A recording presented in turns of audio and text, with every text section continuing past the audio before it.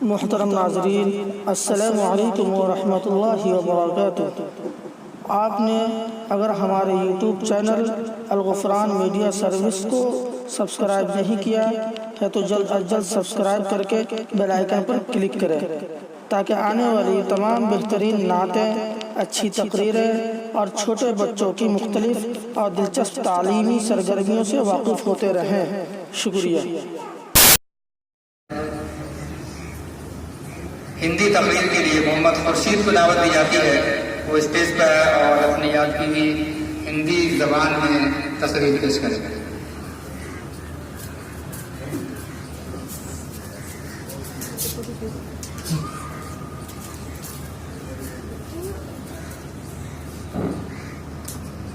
नहमदुहु व नसल्ली अला रसूलिल करीम, अम्मा बाद, फ़क़द क़ाल अल्लाहु तआला फ़िल क़ुरआनिल मजीद, अऊज़ु बिल्लाहि मिनश शैतानिर रजीम, बिस्मिल्लाहिर रहमानिर रहीम, इन्नद-दीन इंदल्लाहिल इस्लाम, सदक़ल्लाहुल अज़ीम।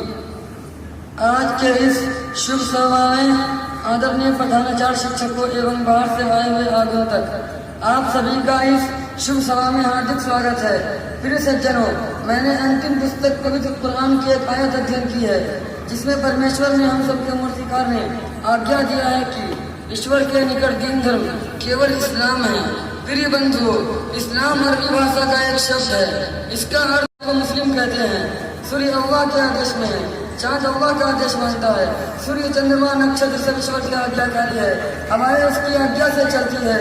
चाँद उसी, बादल उसी के प्रदेश से होती तथा वर्षा करते हैं। उसकी अनुमति न मिले तो भूमि से दाना न उगे, उसकी आज्ञा न हो तो पेड़ में फल न लगे।